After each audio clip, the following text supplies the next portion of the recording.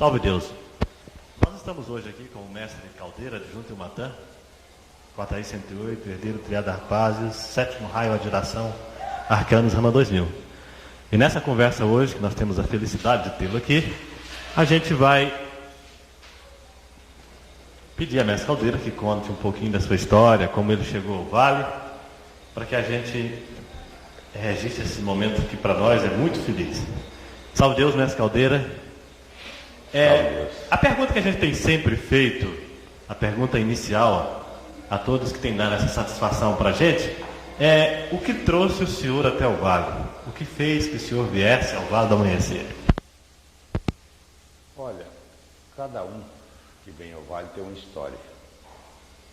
Nunca ninguém vem pelo amor, porque gostaria de servir, gostaria de fazer parte desse universo tão lindo, tão bacana, mas a minha história é um pouco diferente, é até interessante, de certa forma interessante. Porque eu, aos 7 anos de idade, a minha vida era, desde 7 anos de idade, a minha vida era completamente diferente. Era uma outra coisa, um outro ritmo de vida, uma outra maneira. Quando eu completei 18 anos, para 19 anos, eu deixei a vida de lutar, e partir para a estrada. Um dia eu estava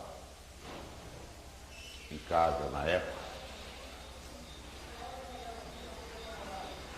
Naquela época eu morava no Guará. E eu estava lavando um fusquinha que eu tinha comprado na porta de casa, quando apareceu um camarada com uma perna engessada, dizendo que era possível levar ele ao hospital. E eu fui levar. E vou, não tem problema nenhum. E quando eu saí com ele, ele disse, mas é lá em Planaltina. Pensei, estranho, né? O cara, de repente, tem que levar no hospital lá em Planaltina. Mas não tem hospital aqui? Não, mas eu tenho que ir lá em Planaltina, porque esse rapaz era um senhor meio moreno, alto, de bigode bem fechado. E ele estava até com a calça assim, listada e aberta, por causa do gesso na perna. E eu vim trazer. Quando cheguei aqui, era um domingo à tardezinha e tinha naquele tempo era um pouquinho médio aqui e para Santa Branca ele incorporava, né? Não sei se ele incorporava sempre, eu sei que quando eu cheguei ele estava incorporado. Aí esse rapaz desceu do carro e uns 10 ficou por ali, eu fiquei esperando e esse rapaz não apareceu mais, saiu. Foi a última vez que eu vi esse rapaz. Aí chegou alguém e disse que estavam me chamando. Eu fui lá e conversei com o pai Santa Branca Incorporado a primeira vez na minha vida. E fiquei impressionado com aquilo, né? Eu nunca tinha noção de espiritualidade, a minha vida era completamente outra, era um outro ritmo de vida, era disputa de campeonato, de coisa. Então era uma outra coisa. E depois a minha vida foi de estrada para frente, eu não tinha nenhuma noção do que era um lado espiritual, um lado do céu, não tinha noção nenhuma, era completamente leigo no assunto, e o que é pior, ignorante mesmo. Para mim, prevalecia o que podia mais na época. E dali para frente, quando te desincorporou, ela disse, olha, você precisa fazer parte dessa doutrina, você quer fazer parte dessa doutrina, desse corpo mediúnico? Eu falei, olha, eu vou pensar, porque é uma coisa que eu nunca vi, primeira vez na minha vida. Não era de ir em igreja, nada disso. E a verdade é que na segunda-feira eu ia carregar para Fortaleza. E na segunda-feira eu não carreguei, vim para cá, vim à tarde, fiquei por aqui, depois impressionado, já levei uma fita de doutrina, e ela disse: você é um doutrinador, você precisa trabalhar. E assim eu comecei nessa luta mediúnica, nessa batalha tão grande. E vim até quando, em 73, 74, eu iniciei. E daí para frente eu larguei a vida de estrada e parti para a doutrina mesmo, entendeu? Arrumei outro serviço por aqui, fiquei por aqui, não viajei mais e fiquei então na minha jornada aqui. E, mestre Caldeira, nessa época, quando o senhor começou, como é que era? A doutrina? A doutrina, como que eram os trabalhos? Era pouca gente naquela época, só tinha a linha de passe, depois mesa evangélica, a gente fazia o teste na mesa, depois já bem para frente. Quando eu cheguei, ele tinha dito assim: você é um doutrinador, pega essa fita e vai doutrinar, entendeu? Mas era totalmente diferente. Depois nós fomos ali e aí já tinha tronos, nós fomos ali para debaixo da mangueira, porque o templo foi desmanchando, né? Fazendo em volta para tirar o templo do meio. E começamos então ali, mas era pouca gente, não tinha muita gente, entendeu? Só evangélico. Nessa época começou com o senhor os outros que hoje também são os adjuntos arcanos. E havia algum assim, relacionamento especial ou alguma deferência especial da tia em relação aos senhores que hoje são os adjuntos arcanos? Não, eu acredito que não, sabe? Eu acredito o seguinte: no primeiro dia que eu cheguei aqui no Vale, o que eu entendi é que eu encontrei uma mãe, porque a mãe não é aquela que põe no mundo e dá o alimento, é aquela que ensina a caminhar, tá certo? Aquela que ensina com o coração, aquela que ensina você a moderar os seus pensamentos, você muda totalmente o roteiro da sua vida, você passa a ser realmente uma outra pessoa, você passa a ver as coisas, você passa a deixar mais que as coisas aconteçam, entende? Não é aquelas decisões de precipitação, de ignorância. Então, eu acho que isso tudo eu aprendi realmente, sem sombra de dúvida, eu aprendi com o Tia Neiva. E quando, em 74, como o senhor disse, 76 começou já a elevação de espada, e já veio o adjunto, né? Em 78. Em 78 veio o adjunto. E quando o tia convidou o senhor para ser o adjunto, para formar um povo, o senhor poderia contar para a gente como foi? Quando nós começamos aquele negócio, quem vai ser adjunto, quem não é, ela disse que o Pai Santa Branca está escolhendo um grupo para ser adjunto, então começou a surgir aquelas conversas, ela conversava sempre na hora da janta ali na mesa, ela começava a falar, então foi se amadurecendo a ideia. Em 76, quando começou a Estrela, 1º de maio de 76, foi o primeiro ano, né? 1º de maio, foi o primeiro ano que nós fizemos a Estrela Candente. Então, quando nós terminamos uma série de aulas com ela, eu e o Alberto, ela disse que eu fosse dar aula de elevação, de espada, e o Nestor ia fazer um curso de centúria, e o Alberto com a responsabilidade de formar os trabalhos iniciáticos. E quando ela me disse falou assim: olha, o pai está dizendo que você é um adjunto e você tem que formar um povo. Eu falei: não, tia, eu não tenho condições para isso, eu não tenho nada que eu possa ser um adjunto. Eu quero ser um componente. Eu até me propus a ser um componente do Alberto na época. E ela disse: não, vocês dois têm uma vida transcendental muito acarretada de dívidas e você tem um povo que vai chegar aqui. Muitos já são componentes seus. Alberto vai formar o povo dele, você vai formar o seu povo e terá então um grupo parece que 7 no começo, depois vieram os Rajas, né? Vieram outros e formou-se então esse grupo de 39. Comecei assim como adjunto. E eu queria ser um componente. Por todos os meios eu queria ser um componente, nunca assumir uma responsabilidade de um povo. Porque eu me achava muito pequeno, muito... Eu não era uma pessoa assim, amadurecido na doutrina até então.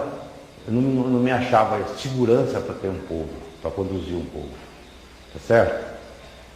Mas ela disse que o Pai Seta Branca, ela estava dizendo que o Pai Seta Branca tinha dito. E não era por ela. Ela não ia escolher ninguém. O Pai Seta Branca que estava escolhendo. E disse que eu teria que formar um povo e eu seria um adjunto. Eu achei até estranho, assim, porque um tempo falei que ele depois daria a resposta para ela e tal, mas não teve jeito. Quando a gente vê, aqui as coisas acontecem tudo dessa maneira. Quando você vê, você está... Já é, né? É, exatamente. Você não pede para ser nada, né?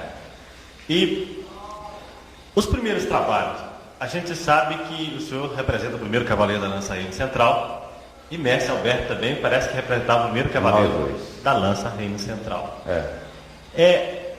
Fora desse aspecto, esse aspecto transcendental que o senhor disse entre Mestre Caldeira e Mestre Alberto, existe assim alguma coisa mais? Porque a gente, por exemplo, eu que cheguei em 84, que peguei o bonde já bastante adiantado, eu sempre tive a ideia do senhor e o Alberto como se fossem assim, dois irmãos de fato.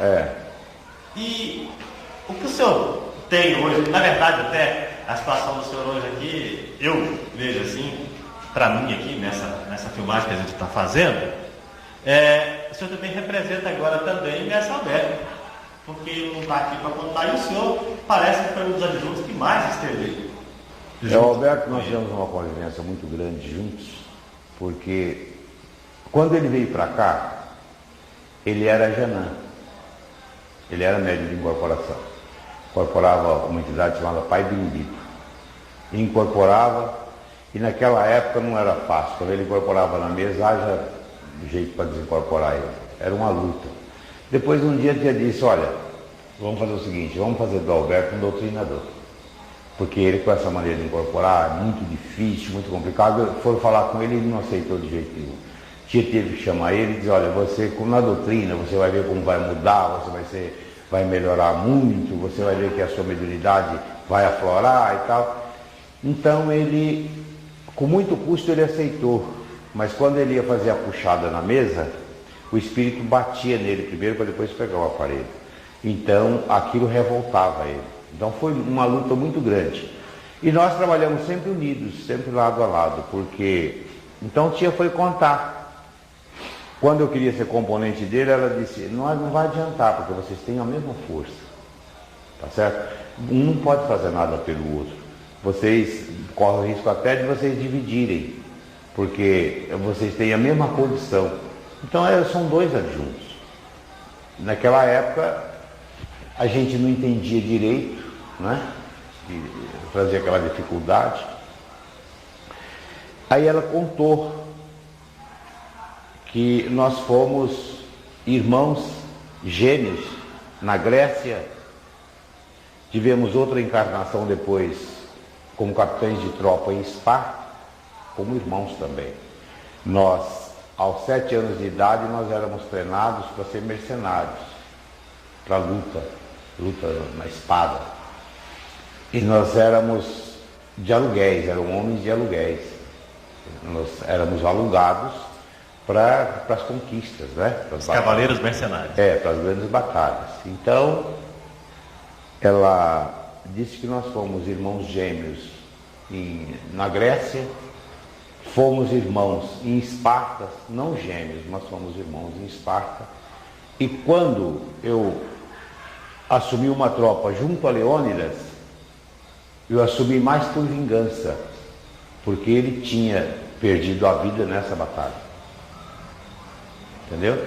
E então, depois tivemos uma outra encarnação em Angical, e depois, em Angical, um matou o outro.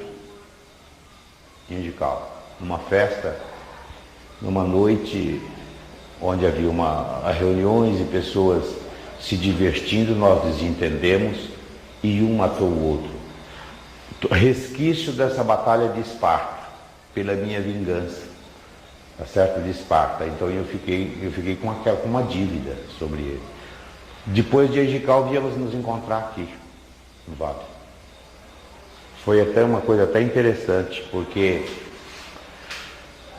nós trabalhávamos juntos na presidência e quando ele veio para cá, eu já o conhecia. Só que ele era do Campo Limpo, na época. E eu vim para o Vale, né? Depois, quando ele chegou aqui, foi uma festa imensa. Nós nos encontramos aqui e tal. E daí começamos juntos, sempre juntos. Nós não separávamos. Nada nos separávamos, né?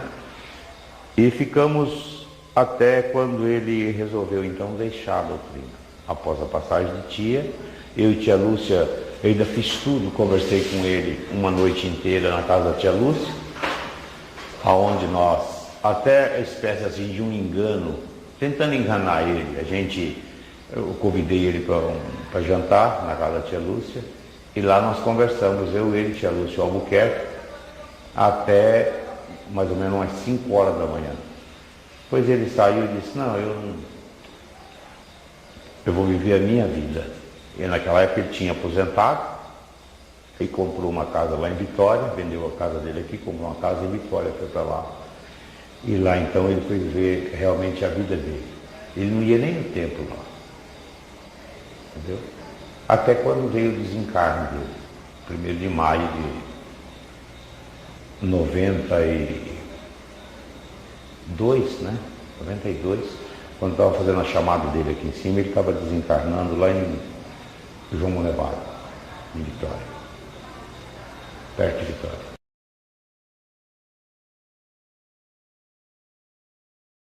Existe uma história que contam de Mestre Alberto, em que o senhor estava fazendo um leito magnético e eu estava sentado ao lado de tia. Não existe uma história dessa? Existe. Um leito? Você poderia falar essa história? Olha, nós temos várias histórias no começo desse mestrado, nessa batalha doutrinária, nessa jornada imensa, porque nós dedicávamos mesmo. Eu me dedico até hoje, né? Essa que é a verdade. Nunca me afastei, sempre na luta. E nós temos várias passagens, eu e o Alberto. Temos o leito magnético, temos aqui da estrela sublimação, né? E nessa época a tia nos acompanhava. Ela dizia, vá fazer isso e ia ver. Ela ia para ver o efeito da energia, da força, como chegava, aquele comando, alguma coisa que tivesse errado, ela orientava. Não é assim, olha, vamos fazer dessa outra maneira, tal. Inclusive aqueles 5 cavaleiros que tem no leito magnético, foi nós que colocamos. Entendeu? Temos muitas passagens. Muitas, várias. Eu deixaria até então para o senhor uma dessas passagens bonitas para a gente registrar. Do Alberto, nós temos várias. Vamos dizer assim, quando nós fomos fazer o Turigano, estava tudo pronto, nós ficamos 7 dias aqui de retiro na Casa Grande, com tia, e nós íamos para cá 10 horas da manhã e voltávamos 3, 4 horas da madrugada, e talvez, às vezes não vinha nem no tempo. E ele então disse, vamos fazer o Turigano. Era num domingo, e porque naquela época, para fazer o Turigano, então estava tudo programado dentro da lei, a gente ia fazer o hunt, ia fazer a junção e a indução, porque seria a união no fechamento do ciclo das forças no Turigano, né? Para que pudesse então ser dividido os sandais. Por exemplo, a indução seria lá no lugar dela, nos sandais, o leito magnético seria dentro do templo. Mas nós fizemos leito magnético até na Estrela Candente, né?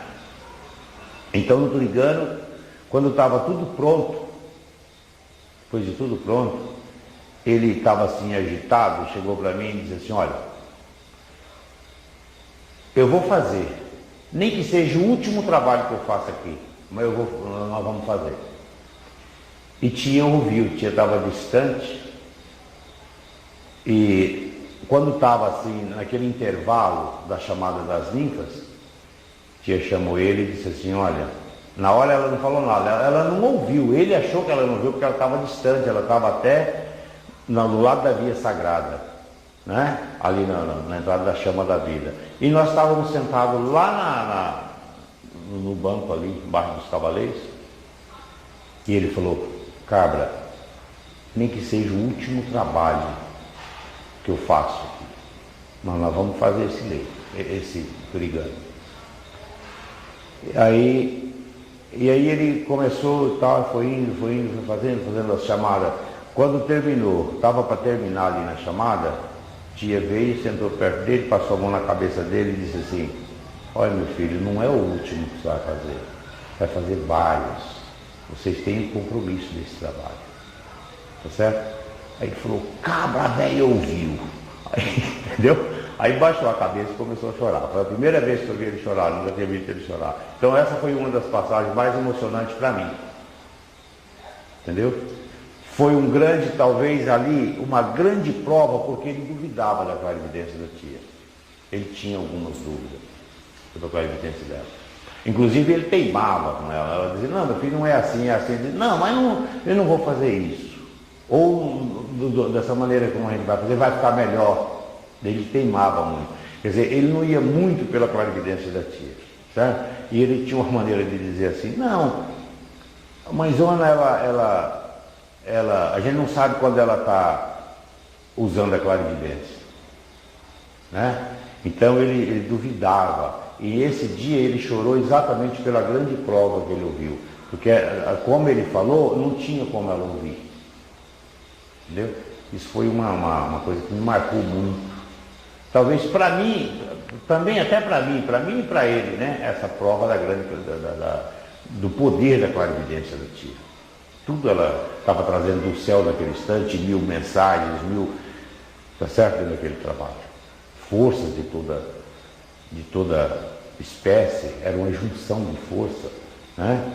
Você imagina que tinha o Rand, tinha junção, tinha indução, tinha ali dentro do Buricã. Então foi uma grande prova. Essa foi uma das passagens que mais me emocionou e mais me marcou até hoje, exatamente por isso. Por eu ver ele chorar, porque eu levava tudo na brincadeira, na gozação, ele nunca, no aniversário dele a gente ia fazer surpresa para ele e tal, ele não sabia realmente, mas ele nunca derramou uma lágrima. E nesse dia ele chorou. Tá certo? Foi uma das coisas que mais me marcou, na realidade. E alguém disse para fazer uma pergunta para o senhor, que o senhor falasse sobre o povo e o Matã. O povo e o Matã, eu posso te afirmar, e afirmo em nome de nosso Senhor Jesus Cristo, e do grande Espírito de Deus, nosso Pai Santa Branca. Talvez tenha sido para mim a minha encarnação. Esse povo já valeu a minha encarnação aqui na Terra. É um povo porque eu lhe digo em nome de nosso Senhor Jesus Cristo, é um povo por quem eu dou a vida, se precisar. Eu adoro esse povo, eu tenho um carinho muito grande por todos, tá certo? São meus filhos, são meus irmãos, são meus companheiros de jornada, são meus amigos. Então, a alegria que esse povo me dá, não existe nada que pague isso, não existe nada que seja mais importante do que isso. Inclusive, eu vivo à mercê desse povo. Tá certo? Sacrifiquei até a minha vida, sei lá, tudo tem um cargo, um destino, um desenrolar, né, na vida da gente, mas eu acredito que a causa principal até de eu estar aqui seja esse povo. Tá certo? Por quem eu tenho toda a adoração do mundo e hoje eu não mando em mim, eles é que mandam em mim hoje. Tá certo? Às vezes eu programo, vamos sair para um determinado lugar, vamos fazer isso, vamos fazer aquilo, e chega um com um problema, a gente já desmancha aquele plano, já vai cuidar daquele, dali já vai para um trabalho. É assim. A minha vida é essa. Tá certo? Tudo pelo amor. Então eu acho que muitos amigos, muitos mestres dizem assim, porque esse povo é os cobradores e tal. Não, eu nunca vi nenhum mestre meu como cobrador. Pelo contrário. Se tem alguém para cobrar, talvez seja eu deles. Talvez eu seja até cobrador deles. Mas talvez seja outra coisa que está muito clara na parábola de Jesus da outra face. O senhor está sabendo a outra face, o senhor sabe, né? Ou seja, de que existe sempre a ideia de o adjunto e o cobrador, de que o povo, algum é cobrador do outro, mas o senhor, mesmo se dá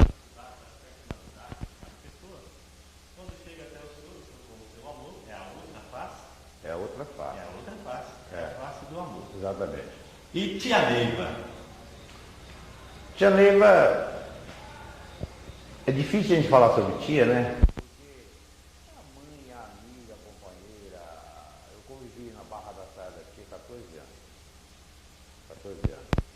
Não é 14 dias.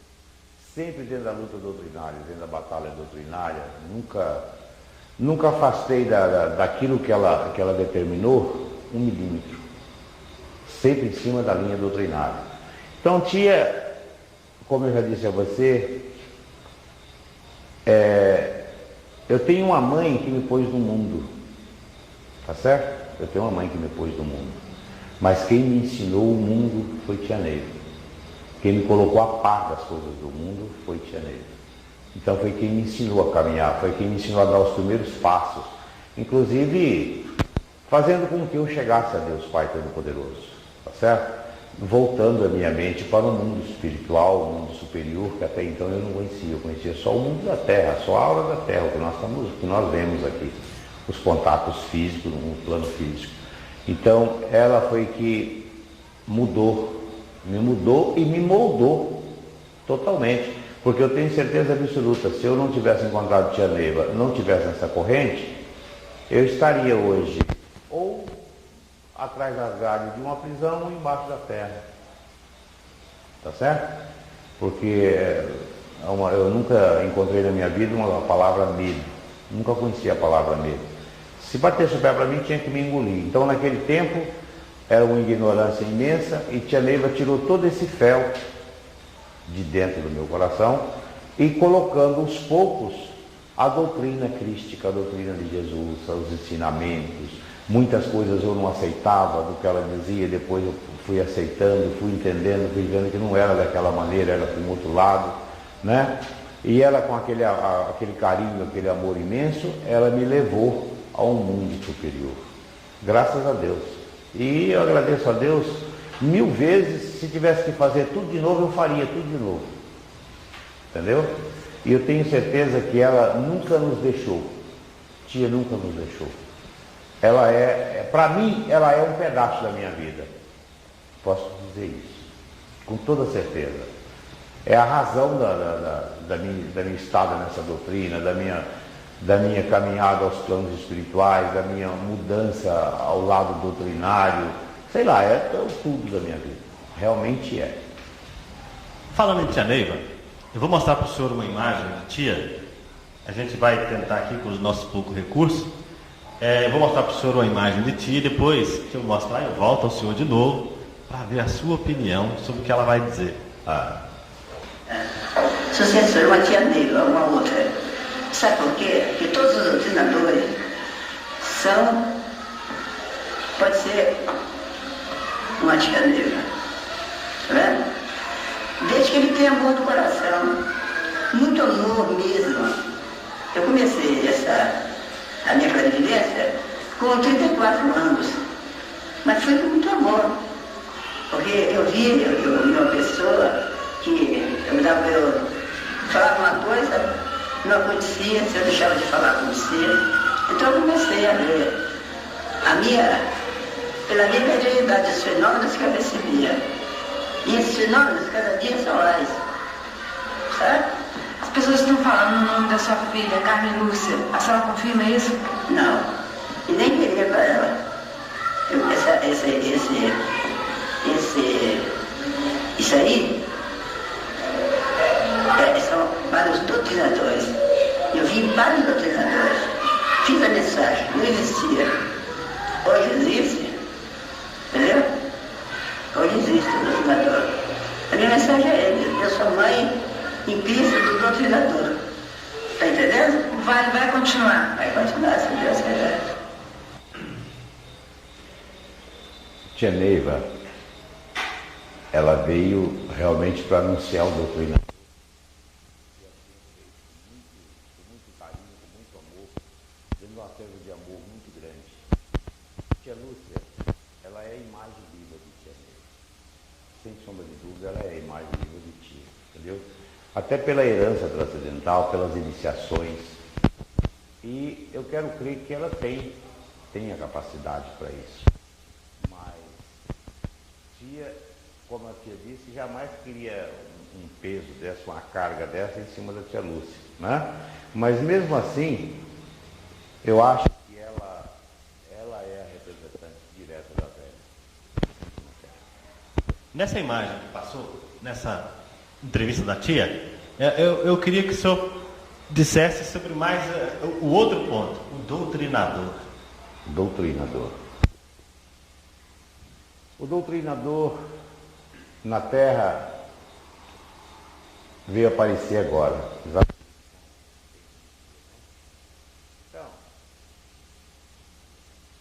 é o homem que ela ganhou o título, inclusive, de 408 por ter trazido para a Terra o doutrinador, consagrado doutrinador. Nasceu dela, por isso ela ganhou o título de 408. O Apará já existia. É uma mediunidade linda, maravilhosa, mas não foi com a responsabilidade de Tia Neiva, né? O doutrinador é o homem que veio para somar com o doutrinador. Por quê? Porque naquela época, naquele mundo quando foi criado o médio de incorporação na Terra, a Nossa Senhora da Conceição, que incorporou numa senzala para acabar com uma epidemia, né? Não para acabar, ela via tantas pessoas morrerem, tanta desarmonia, né? Que ela procurou um meio da senzala, incorporou, ela recebeu uma força-luz e ela ganhou o título de Nossa Senhora Apará por ter trazido a incorporação para a Terra. Com o passar do tempo, foi diversificando a mediunidade, porque ela veio para a lei do auxílio, essa mediunidade ela veio para a Terra para a lei do auxílio, para a lei do amor. Com o decorrer do tempo, quantas pessoas hoje usam até essa mediunidade para o mal, para incorporar espíritos terríveis nas encruzilhadas, nas madrugadas, no meio de matas, até para matar alguém, para fazer mal a alguém. Não foi esse o objetivo dessa mediunidade. O que Tia Neiva fez? Ela trouxe o doutrinador e formou o médium Apará na linha deste amanhecer, né? Cortou todo esse tempo e devolveu o Apará à lei do auxílio, junto com o doutrinador, que hoje ela tinha certeza em Cristo Jesus que jamais ele se perderia. Essa mediunidade jamais se modificaria, tá certo? Seguiria então a linha de Deus Pai Todo-Poderoso. Por isso ela ganhou também o direito de iniciar o médium de incorporação junto com o doutrinador. É o homem, hoje na nossa corrente, desde quando foi criado o doutrinador, foi esse o objetivo, foi somar junto com o médium de incorporação, para que não houvesse então a doutrina distorcida, tá certo? As duas mediunidades juntas, unidas em Deus Pai Todo-Poderoso, para dar a melhor condição a esses espíritos que não conhecem Deus, que ainda vivem arraigado no ódio, cheio de tanto instinto de vingança, de maldade, e que eles possam receber essa triangulação de força e se voltar para Deus. Eu acho que foi Tia Neiva, sem sombra de dúvida, ela foi uma deusa do amor, por ter tido tanta paciência de colocar nessas mentes a doutrina, colocar no coração do homem os ensinamentos de Jesus e fazendo com que esse espírito jamais ele se perca, tá certo? Por que isso?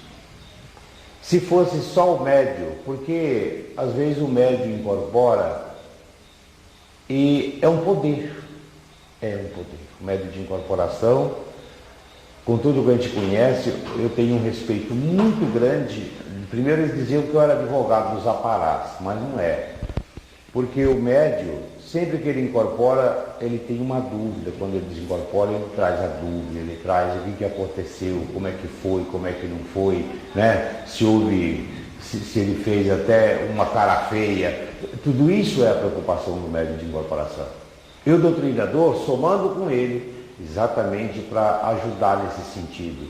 Então, o governo dessa doutrina é o doutrinador, porque foi trazido por Tia Neiva. O apará já existia, ele é formado na linha desse amanhecer.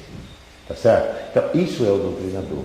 É o homem em dois planos, por isso que nós temos esse sinalzinho no escudo, né? É o plano físico, o plano superior, é o homem em dois planos, é o doutrinador com o pé no chão, com a cabeça no lugar, não cheio de fanatismo, de vaidade, de superstição, não, é o homem com a cabeça no lugar, sabendo que existe um dedo acima da sua cabeça, um mundo superior, e que nós temos que respeitar e temos que acatar.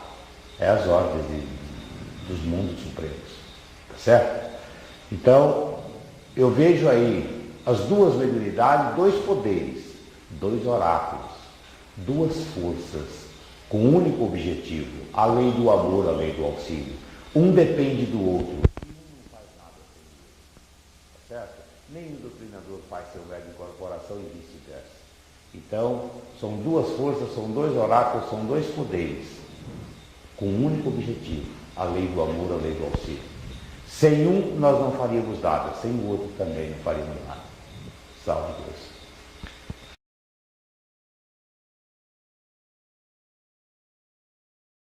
Bom, a gente sabe que o senhor é uma pessoa que trabalha assim, na linha do adjunto, dentro dos trabalhos iniciáticos. O senhor tem uma vivência e uma maneira muito fácil e muito bonita de traduzir esses trabalhos e fazer com que a gente compreenda e entenda essa visão espiritual dos trabalhos, dada a sua facilidade do doutrinador, do cientista, né? Que a tia fala, né? O doutrinador é um cientista, é um perfeito cientista. Então, existe um trabalho que o senhor gosta muito, que é a Estrela Candente. E, então, assim, nós gostaríamos que o senhor, para a gente, é sempre bom a gente ouvir falar, principalmente para alguém que tem esse carinho, esse amor tão grande pela estrela, do senhor. Assim, nessas pinceladas tão bonitas que o senhor está falando para a gente a respeito da estrela, a parte espiritual da estrela. A estrela é um poder que nós temos nessa corrente indiana do espaço. A estrela candente, ela não veio para atender os chegantes, essas pessoas que vêm, que têm a condição de vir tomar o seu passe, e ir lá, até como visitante, né? Para ele está visitando. A estrela candente é mais assim a nível de universo, tá certo? É mais a nível de universo, porque são 7 caçambas de força, é um poder infinito, é algo que ninguém nunca viu na Terra, tá certo? Tia Neiva se comprometeu diante dos planos espirituais, com o grande Silvirão de Deus, nosso Pai Santa Branca, esse compromisso de horários. Por isso que ela alcançou os mundos superiores pelo horário, ela foi rigorosamente sempre nos horários. Desde quando ela recebeu a corrente mestra de banhante, ela nunca deixou abrir 10h10, 10h05, 10h30, 10 horas. A estrela candente, 12h30, 14h30 e 18h30, nos dias que não tem trabalho oficial. Então, ela alcançou os mundos superiores pelo cumprimento dos horários e a confiança que eles foram depositando nela. De conformidade que eles foram depositando a grande confiança nela, ela foi alcançando os mundos superiores. E foi trazendo chaves, e foi trazendo forças, e foi nos dando uma condição de sermos elevados ao mais alto nível iniciático deste amanhecer. A estrela candente, ela é algo que ninguém nunca viu na Terra, nunca existiu na Terra. Um mestrado, uma estrela candente nunca existiu. Nós estamos dentro de algo supremo, tá certo? Nós somos diferentes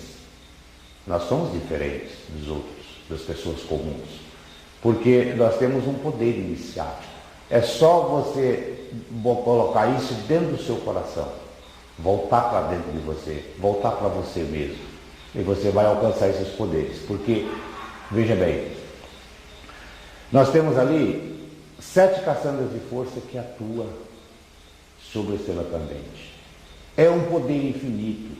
Aqueles espíritos que vão ali são espíritos dos vales negros, são espíritos que estão fora até de condições reencarnatórias, né? Porque se você observar, todo o nosso trabalho gira em torno do espírito sofredor. Ele gira em torno do espírito sofredor e o espírito encarnado que poderia se tornar um sofredor, cheio de mágoas, de ódio, de frustração, de sentimentos, né? Até por vidas mal distribuídas, sei lá, por um motivo ou por outro. E a estrela candente, além da energia que ela desprende para as curas, para a cura física, ainda mais a cura espiritual, quer dizer, um espírito desse que está fora de condições reencarnatórias, ele passa por um esquife daquele ali, recebe o ectoplasma do doutrinador, porque você imagina a condição desse espírito, né? Os nossos aparelhos hoje, com esse grau elevadíssimo de consagrações, ele é um foco de luz, ele é um poder. Ainda não tem condições de incorporar um espírito desse, quer dizer, ele poderia ficar obsediado para sempre, ou poderia causar até um trauma na pessoa, nesse médio.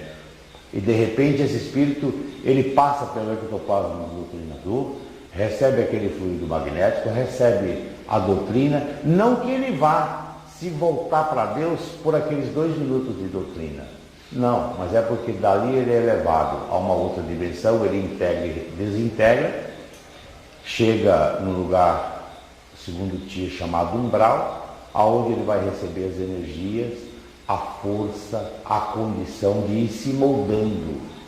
Talvez ela feito com esses espíritos o que ela fez com muitos de nós aqui no plano físico.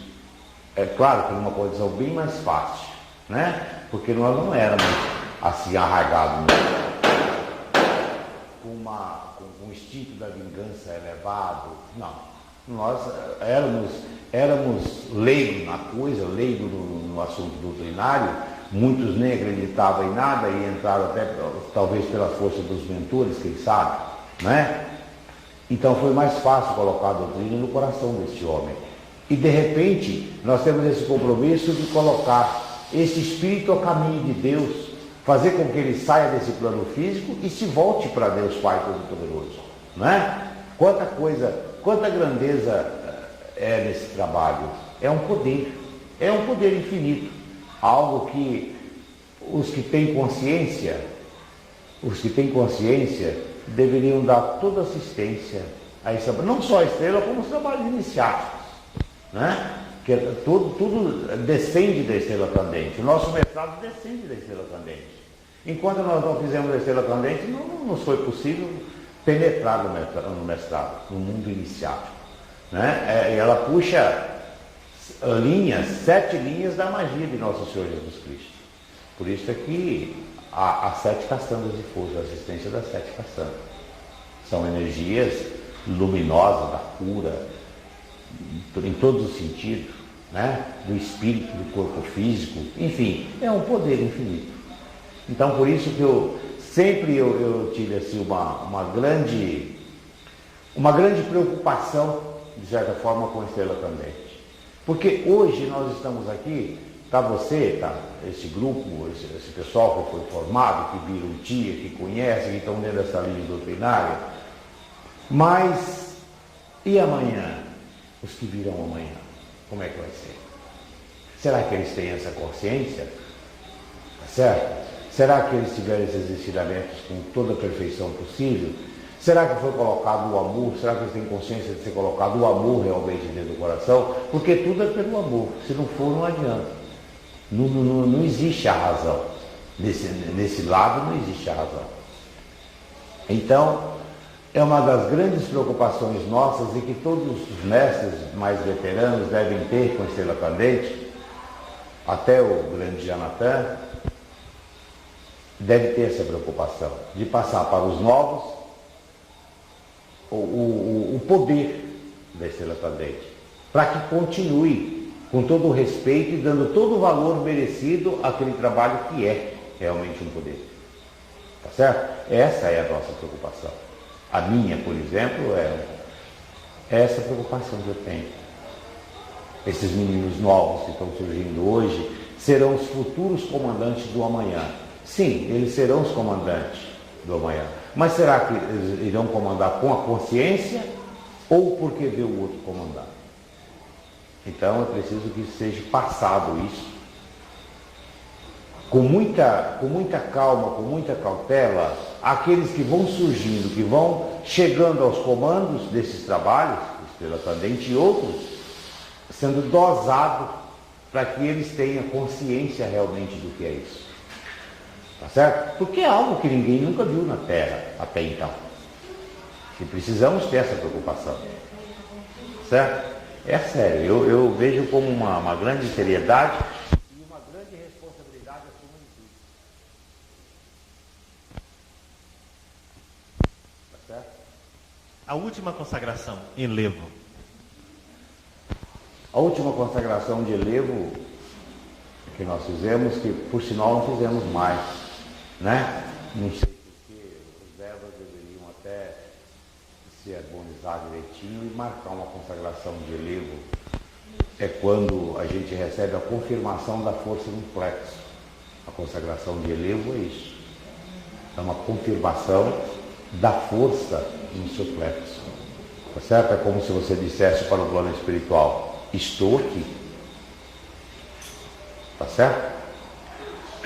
1934, foi em 1935 a última consagração de enlevo. Foi quando os senhores adjuntos deram Rama 2000 e passaram a condição de arcano. Houve alguma, por exemplo, foi a consagração de enlevo, nesta consagração de enlevo que elevou, né, embora enlevo e elevou seja diferente, elevou os senhores à condição de arcanos?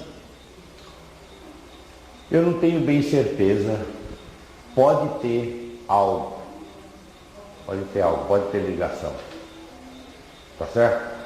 Porque de uma consagração de adjunto a outra é uma média de 49 luas, ou seja, 4 anos aproximadamente. Então vieram primeiro os ramas, depois vieram, de 4 anos vieram os rajas, e depois a unificação, ramas e rajas, né? Foi quando nós fizemos, então, em 84, aquela consagração de enlevo, que, segundo Tia, seria o segmento de uma força, de uma origem, de uma tribo, a consagração nos planos espirituais. Eu quero crer que ali, sem sombra de dúvida, nós subimos um degrau. Tá certo? Foi o que ela nos disse, que naquela consagração de enlevo, cada um de nós, pela confirmação, como se nós dissessemos, estou aqui, subiríamos um degrau, alcançaríamos uma outra dimensão. E realmente, depois da consagração de enlevo, foi que então passaram de adjunto, de ramo 2000 para arcanos. Sétimo raio de geração, arcanos, ramo 2000.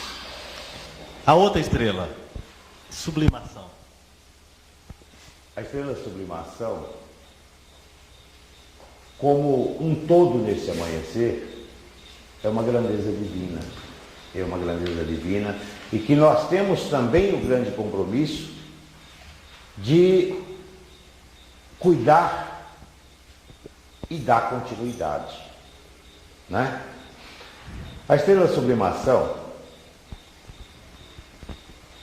é um confronto de duas raízes, dois poderes, o poder de Olorum e de Obatalá.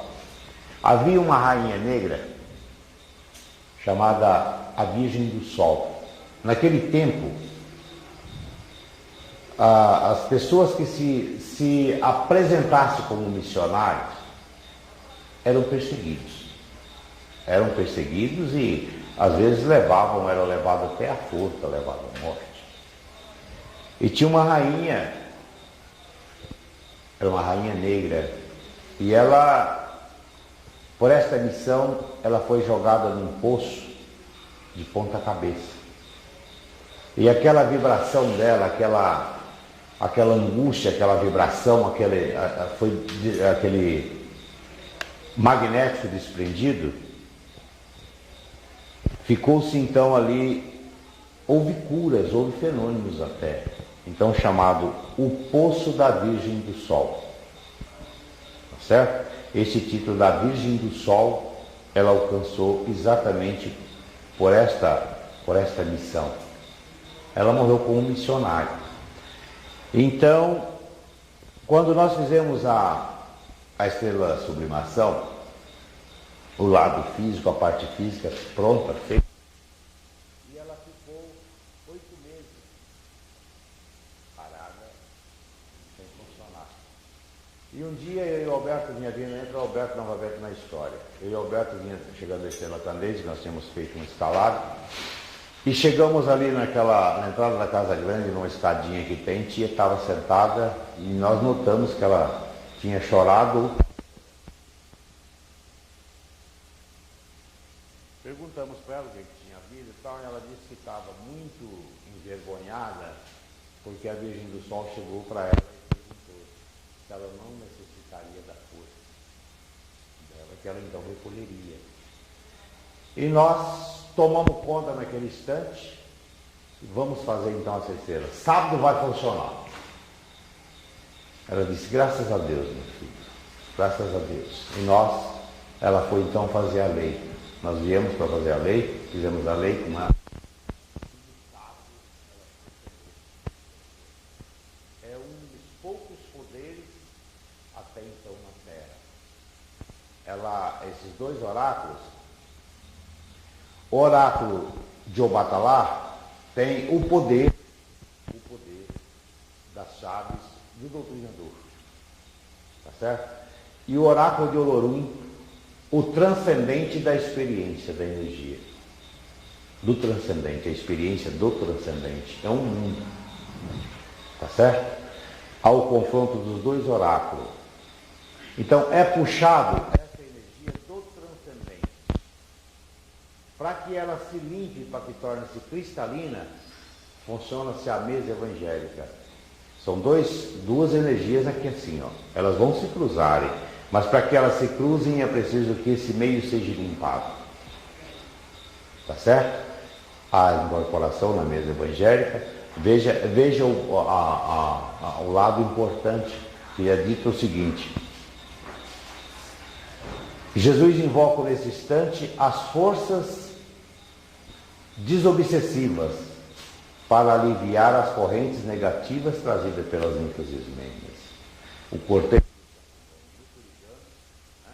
é o ponto de partida do nosso transcendente, é o puxa ali pelas correntes, o Santo Nono conduz a estrela ascendente, ela passa pela mesa, se limpa, torna-se cristalina, ela é manipulada e é o confronto dos 2 oráculos.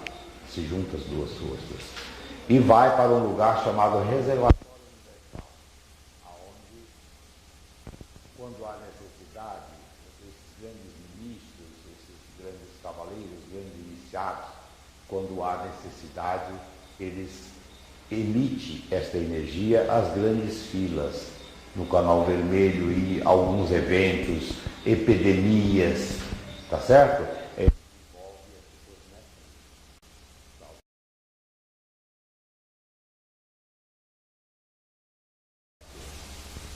Mestre Caldeira, nessas explicações do senhor, veio uma pergunta até interessante. Os trabalhos iniciáticos, nosso trabalho iniciático, ele é mais uma ciência ou é mais uma religião? O nosso trabalho iniciático é mais um poder universal, eu diria assim. Por quê? Vamos dar um exemplo. Se você vai bater uma carta, vamos dizer assim, você pega uma máquina, vai bater ali de uma por uma, né? Letra por letra. E de repente vou dar uma comparação, aqui, estou dando uma comparação aqui no físico, salve Deus, né? Você digita no computador e roda 1000 cópias em 30 minutos, vamos dizer assim, não é isso? Então seria você bater na maquininha o evangélico, E seria você rodar no computador 1000 copas em 10 minutos, sei lá, seria o iniciático. Você vai ali numa mesa evangélica para passar um espírito, né? Passa um espírito cada vez ali, a doutrina, a incorporação. Num trabalho iniciático desse, às vezes passa 10, 20, 30, sei lá, 100 falantes de espíritos. E a energia desprendida naquele instante reveste talvez até um universo. Certo? Mas o que eu perguntei, assim, não sei se eu consegui expressar direito, por exemplo, tudo isso que o senhor nos escreveu, no trabalho da estrela, principalmente a sublimação, que o senhor escreveu tão bonito, é uma ciência, assim, uma manipulação dentro de uma ciência crística. Sim, não tenha dúvida disso. É uma ciência crística, etérica, né? É a linha da magia de Nosso Senhor Jesus Cristo. O que é a linha da magia de Nosso Senhor Jesus Cristo? São os trabalhos feitos dentro de uma consciência, dentro de um acervo de amor e a especialidade da pessoa para fazer. Certo? É preciso que você tenha uma iniciação, é preciso que você tenha uma elevação, é preciso que você tenha uma consagrações, é preciso que você tenha o plexo vinhado, para que você esteja conivente com na condição de receber essa energia e emitir essa energia. Então tudo é um movimento de forças incríveis. Não é como um médico que entra hoje na corrente e de repente ele... Não. Entendeu? É preciso que seja médio realmente. O que fala naquela abertura ali no Turigano? Só quem poderá realizar esse trabalho é quem tem, em outras palavras, é quem tem as consagrações deste amanhecer. Tá certo? Por quê? Porque são pessoas médias que têm a força em condições de emitir, de receber e emitir. É uma ciência etérica. Tá certo? Dentro de uma contagem crística, dentro de uma contagem precisa, tem que ser exato e preciso. Numa mesa você põe 7 médios, 9, 11, 15, desde que seja um número ímpar, graças a Deus, não tem problema. Uma linha de passe abre qualquer hora, realiza ali, a pessoa toma um passe, vai para suas casas, seu caminho. O trabalho iniciático é diferente, tem que ser exato e preciso. Ou é ou não é. Porque é a linha de Jesus, é a magia de Nosso Senhor Jesus Cristo, vamos dizer assim. Nós penetramos num mundo muito alto, nós estamos acima até da nossa capacidade de entendimento. Nós estamos num mundo muito alto, o poder é imenso. Eu acho que esses conflitos, inclusive, que existem de um médico com outro, essa desarmonia, eu acho que seja até esta força, o poder desta força, e o médico não tem consciência. Entendeu?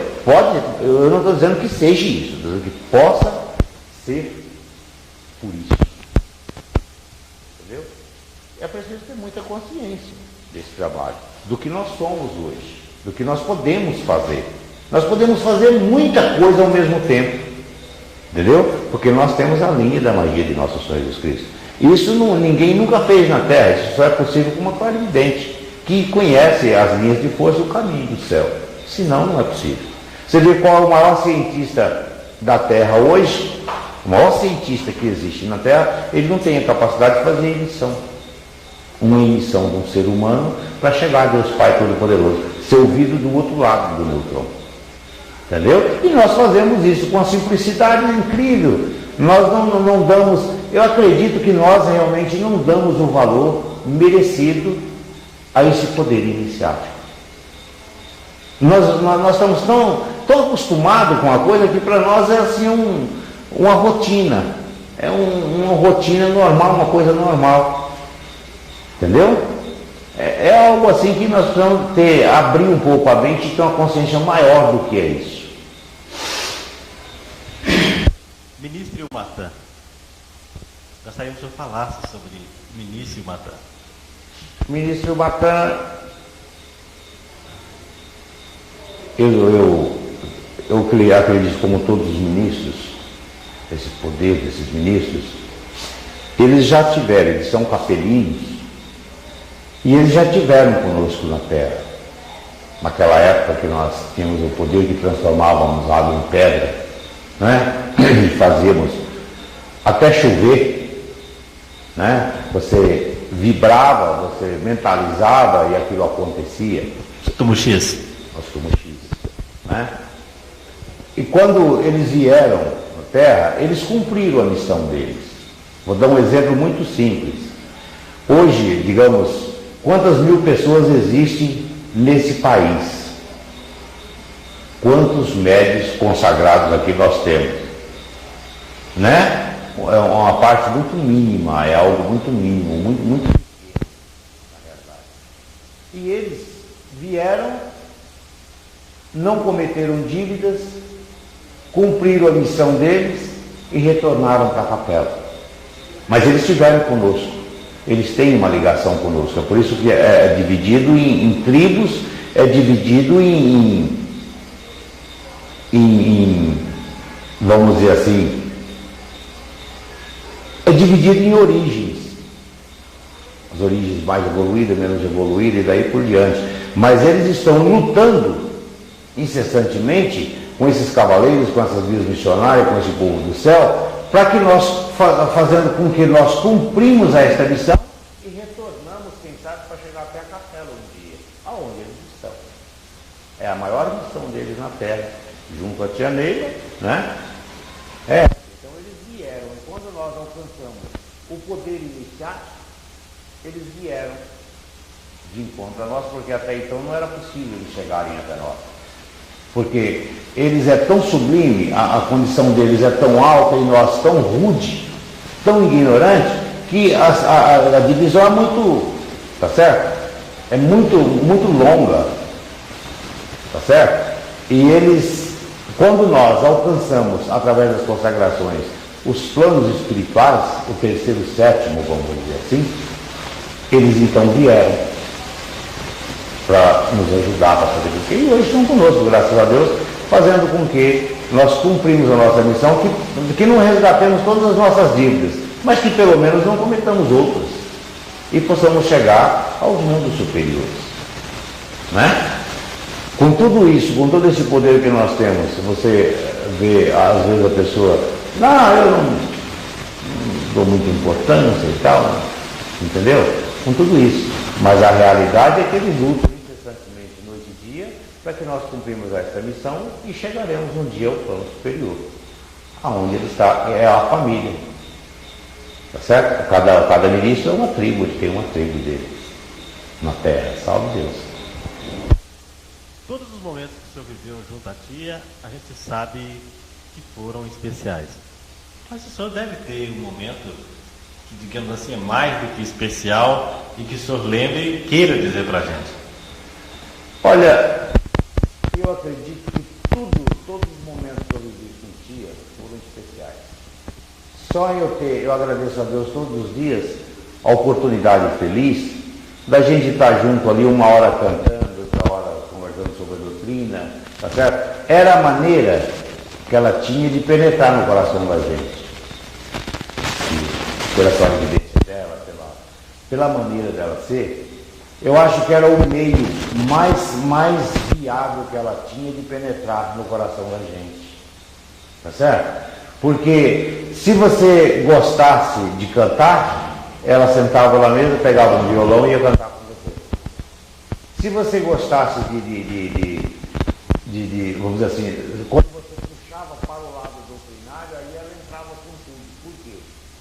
Porque ela ia havia mais facilidade dela penetrar no seu coração, certo? Então, esses 14 anos que eu convivi com tia Neila, ali lado a lado, eu acho que eu fui uma pessoa que mais cobrei tia Neila, tá certo? Porque eu via ela falar qualquer coisa sobre a doutrina e eu ia em cima e queria saber profundo o que era aquilo, por que daquilo, como é que era, tal. Então, às vezes ela até dizia assim, depois eu te falo. E depois eu ia cobrar, né? Até que ela me trouxe, ela falou assim, você pega um livro e faça a pergunta e deixa comigo que eu te respondo, né? Eu tenho. eu tenho esse livro com 1000 perguntas e 1000 respostas. Então, eu cobrei realmente de Janeiro em cima ali. Mas eu quero crer que isso tenha sido até um pouco pelo plano espiritual, porque senão hoje eu seria assim até mais leigo na doutrina. Porque ela, vamos dizer assim, muita gente fala assim, não, porque tia deu muita atenção ao Alberto Caldeiro, mas não tinha ninguém mais ignorante na época do que nós dois aqui também. Entendeu? Então eu acho que ela fez o que Jesus fez. Jesus deixou todos os sábios, os profetas, e foi buscar os pescadores. Né? Tia Neiva deixou tantos homens formados que se fossem adjuntos teriam formado um povo enorme. Aí tudo, não. Foi buscar um Caldeiro e um Alberto, dois animais.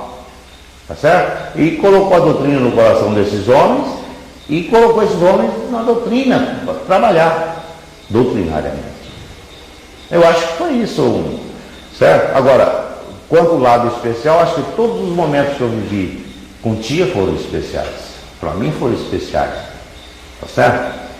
Porque você chegava ali, na Casa Grande, e de repente você terminava-se um trabalho meia-noite, 1h da manhã, ia para ali, saía 4h30, 5h da manhã, conversando, entrava num assunto e aprofundava naquele assunto, ia esmiuçando aquilo, botando em miúdo, sabe, tudo certinho.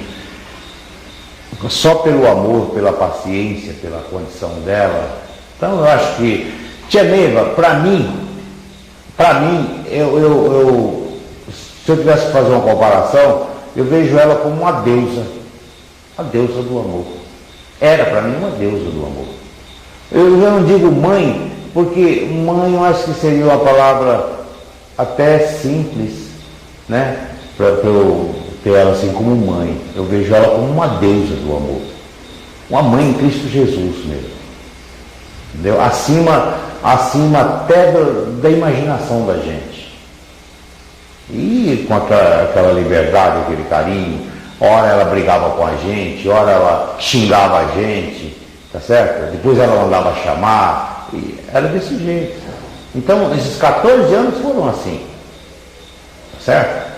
Foi a maior realização que o ser humano pode ter. Eu acho que um espírito encarnado na Terra, que teve essa oportunidade, eu acho que tem que ser uma pessoa privilegiada realmente. Privilegiado.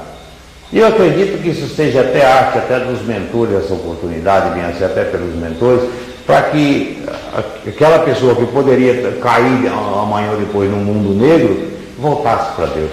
Eu acho que possa ser isso.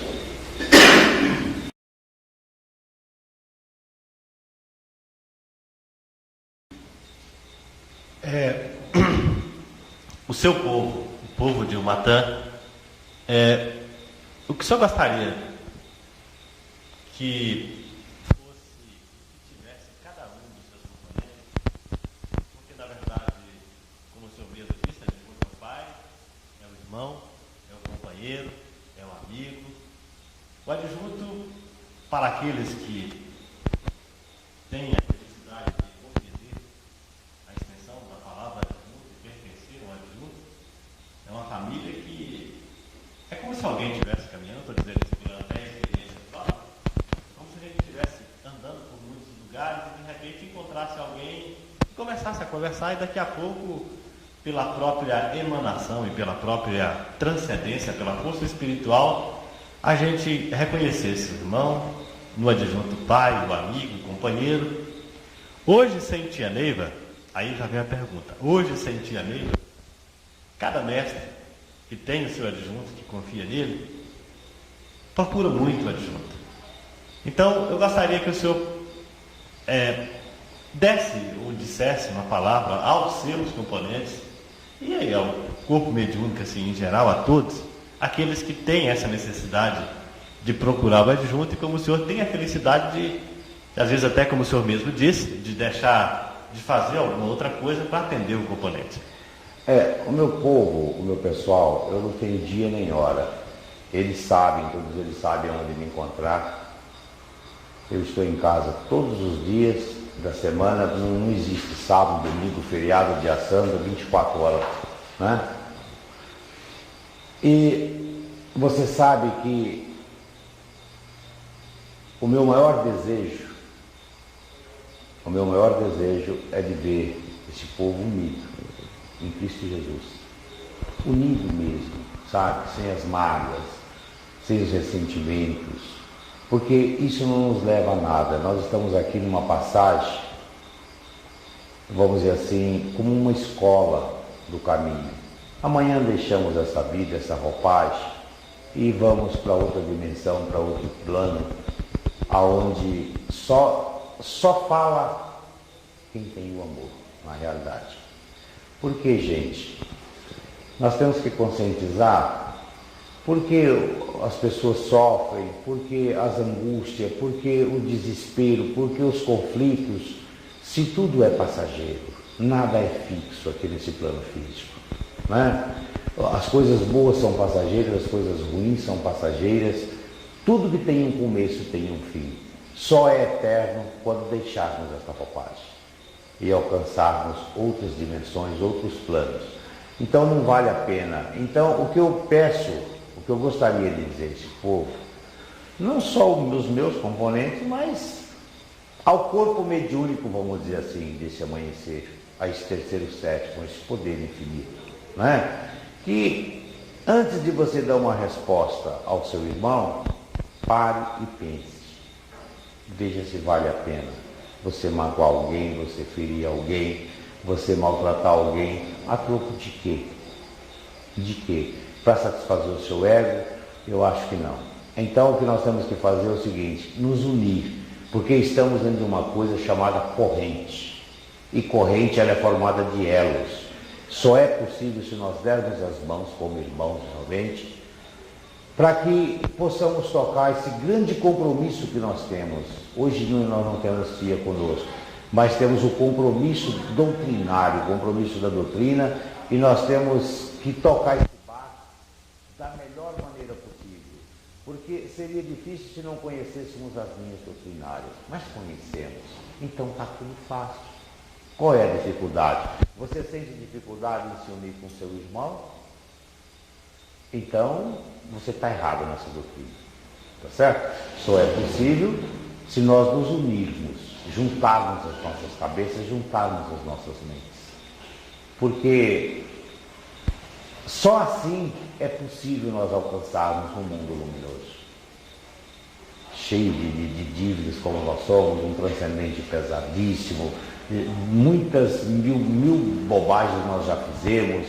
Hoje não. Hoje nós temos um plexo iniciático, temos as linhas de Deus Pai Todo-Poderoso, temos uma doutrina que milhares de pessoas dariam tudo para fazer parte, até pela força do karma não é possível. Então é esse o nosso grande compromisso, e temos que unir em Cristo Jesus. Não importa que seja só o povo do adjunto, os componentes, mas sim de um modo geral neste amanhecer. Para que não deixamos uma margem das correntes pesadas, né? Que não sejamos atraídos por espíritos dos mundos da incompreensão, não deixamos esse espaço. Nós temos que ocupar esse espaço, e esse espaço é ocupado como? Pelo amor, pelo coração. Salve Deus. A gente sempre ouve falar Mestre Caldeira, mas e o nome do senhor? Completa. A gente sempre ouve falar Mestre Caldeira, mas aí uma pergunta interessante, como é o nome do senhor completo? Meu nome é Nelson Barbosa Caldeira. Salve Deus. Bom, Mestre Caldeiras, eu não tenho palavras para agradecer o senhor nessa oportunidade para contar a vida do senhor. Nós estamos tentando contar aí, o senhor contando como o senhor veio para cá, e na verdade recebemos aí, está registrado, graças a Deus, muitas informações sobre o nosso trabalho, sobre o nosso amanhecer. E fica aí do senhor as suas palavras, se o senhor desejar encerrar. Eu só tenho a agradecer. Eu acho que esse documentário é muito bom, porque, veja bem, quantas coisas nós poderíamos ter feito naquela época com tia e deixamos de fazer, tá certo? Muitos ensinamentos bons, ensinamentos que ela fazia às madrugadas com a gente, né? Experiências incríveis que a gente passou. Então, muita coisa naquela época nós deixamos passar. Tem uma gravação aqui, tem vamos dizer, uma gravação de fitas, né? Tinha tudo para fazer na época, tinha gravador de potência, né? Tá com o Raul, acho que está com o Raul ainda, o gravador dela, aqueles rolos grandes. E muita coisa nós não fizemos, deixamos, tá certo? Amanhã eu não vou estar aqui, mas você pode passar essa imagem para esses novos que estão surgindo, não é? Para esse povo. Eu acho que isso é fantástico, é um trabalho louvável, é algo que você está fazendo assim, pelo seu empenho, pelo seu amor, pelo seu coração. Você tá somando junto à doutrina, você está fazendo uma coisa importantíssima, que talvez você não está dando, você próprio não está dando valor agora. Entendeu? É algo que nós deveríamos ter feito naquela época. Fizemos muito pouco, né? Vimos aí agora essa gravação de tia, instantes atrás, e que em relação ao que é esse poder iniciático, é um mínimo, é muito pouco. Eu vi fenômenos e fenômenos com tia, tá certo? O maior fenômeno que eu vi com ela foi a preparação do vinho para a iniciação. Quer dizer, se a pessoa fosse filmada uma coisa daquela, você vê ela estender assim, né, vibrar ali, e aquela garrafa ferver e estampar. A garrafa lá em cima da mesa e ela sentada no carro, sem tocar. Preparação do vinho da iniciação. É um mau fenômeno. Se a pessoa gravava uma coisa dessa, né? Ainda bem do mal ao menor, ainda bem que nós temos as fotos das cassandras. É uma grande consciência para os médios do amanhã, que vão participar desse negócio. Eles vão se conscientizar através daquelas fotos que nós temos. E dos ensinamentos deixados, os desenhos das cassandras e tudo, entendeu? Esse trabalho que você está fazendo hoje, talvez nem você analisa o valor desse trabalho. Nem você analisa. Mas é um trabalho realmente excelente. É algo de primeira qualidade, primeira linha. Porque amanhã muita gente vai usufruir dessas fitas. Pode ter certeza. O senhor me faz lembrar 1992, 15 de novembro de 1992, eu tive a felicidade de que o senhor falasse sobre 7 anos do Tia Neiva. Eu falo um pouco do que você está no senhor, mas hoje nós temos gravado, graças a Deus, pelo lado está gravado tudo bem, mas junto com a Rua e o mestre de lá. E naquele dia, 15 de novembro de 1992, vamos fazer 7 anos que o Tia partiu, eles falaram sobre 7 anos do Tia. Você imagina, o Marabô já se foi, mas tem ele gravado na fita, não tem? Então veja bem, assim como foi Tia, foi o Marabô, amanhã vai o Caldeira, depois já foi o Alberto, o Capuchinho e outros, né? Até chegar aos trinos, sei lá, né? E de repente a doutrina continua até através da imagem, tá certo? Até através da imagem. É muito importante isso, esse trabalho. É louvável isso. É algo que, se todos compreenderem, deve ter o maior respeito, o maior carinho. Eu tinha por você uma admiração muito grande, um respeito. E agora, por esse fato, eu dobro esse respeito, tá certo? Estou te dizendo isso de coração, não para te agradar, não para demagogia, não. Eu dobro esse respeito, porque o seu trabalho realmente, amanhã você vai ver o valor dele. Talvez hoje não tenha. A gente faz assim até com uma espécie até de uma brincadeira, mas amanhã nós vamos ver o valor disso. Começa a ver que Jesus lhe pague essa boa vontade do Senhor. Salve Deus. E que o ministro Matan, o primeiro cavaleiro da nossa rede central, deu o seu muita felicidade. Que assim seja, meu irmão. Eu lhe agradeço. Quero que você saiba de uma coisa. Eu quero, nessa tudo que depender de mim, tudo que depender de ensinamentos que eu souber, eu estou inteiro disposto. Quantas vezes precisar, graças a Deus. Não meço esforço para isso. Tá certo? Mesmo porque se eu desencarnar e levar esses ensinamentos comigo, né, sem passar para ninguém, não vai ter validade nenhuma.